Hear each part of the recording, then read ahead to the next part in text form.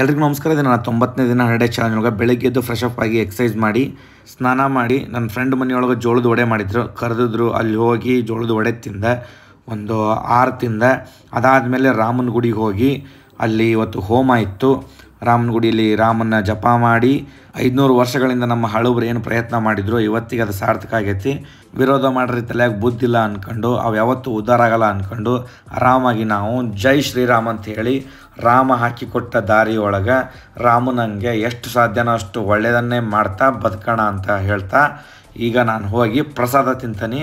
ಇವತ್ತು ಇಲ್ಲೇ ಗೋಧಿ ಹುಗ್ಗಿ ಮತ್ತು ಅನ್ನ ಸಾಂಬಾರು ಪ್ರಸಾದದ ವ್ಯವಸ್ಥೆ ಮಾಡ್ಯಾರ ನಮ್ಮ ಹಾವೇರಿ ರಾಮನ ಗುಡಿ ಸುತ್ತಮುತ್ತ. ಇಲ್ಲಿ ಪ್ರಸಾದ ತೊಗೊಂಡು ಮುಗಿಸಿ ನಾನು ಮತ್ತೆ ರಾಣೆಬೆನ್ನೂರಿಗೆ ಹೋದೆ. ರಾಣೆಬೆನ್ನೂರಿಗೆ ಹೋಗಿ ಬರೋವರೆಗೂ ಕೇಸರಿಮಯ. ಇವತ್ತು ಮನಸ್ಸಿಗೂ ಖುಷಿ, ಕಣ್ಣಿಗೂ ಆನಂದ. ಸಂಜೆ ಹಾವೇರಿಗೆ ವಾಪಸ್ ಬಂದಾಗ 7 ಗಂಟೆ ಆಗಿತ್ತು. ಮಠದಲ್ಲಿ ಮಕ್ಕಳ ಫಂಕ್ಷನ್ ಇತ್ತು. ಎಲ್ಲ ಸ್ಕೂಲ್ನವರು ಬಂದು ಇಲ್ಲೇ, ಇದು ಉಕ್ಕೇರಿ ಮಠ ಶಾಲೆ, ಇಲ್ಲಿ ಎಲ್ಲ ಪ್ರೈವೇಟ್ ಸ್ಕೂಲ್ನವರು ಬಂದು ಪ್ರೋಗ್ರಾಮ್ ಕೊಡ್ತಾರೆ.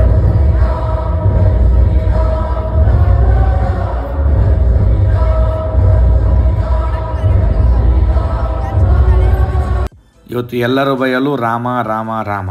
ಸೊ ಜೈ ಶ್ರೀರಾಮ್. ಈಗ ಹೋಗಿ ಮಠದೊಳಗೆ ಊಟ ಮಾಡೋಣ. ಊಟಕ್ಕೆ ಶಿರಾ ಇತ್ತು, ಸ್ವಲ್ಪ ಬೂಂದಿ ಇತ್ತು, ಮತ್ತು ಅನ್ನ ಸಾಂಬಾರು ತಿಂದು ಊಟ ಮುಗಿಸಿದೆ. ಈಗ ಭಗವದ್ಗೀತೆ ನೋಡೋಣ ಬರ್ರಿ. ಭಗವದ್ಗೀತೆಯಲ್ಲಿ ನಾವು ಇವತ್ತು 30ನೇ ಶ್ಲೋಕವನ್ನು ನೋಡಬೇಕು.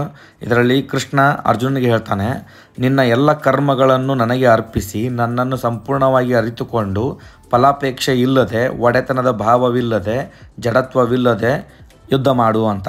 ಇವತ್ತು ಇಷ್ಟು ಸಾಕು. ಸಾಧ್ಯವಾದಷ್ಟು ಎಲ್ಲರೂ ಮೇಡ್ ಇನ್ ಇಂಡಿಯಾ ವಸ್ತುಗಳನ್ನು ಯೂಸ್ ಮಾಡಿ ಚೈನಾ ವಸ್ತುಗಳನ್ನು ಧಿಕ್ಕರಿಸಿ. ಮತ್ತೆ ಸಿಗೋಣ. ಜೈ ಹಿಂದ್, ಜೈ ಕರ್ನಾಟಕ. ಧನ್ಯವಾದಗಳು.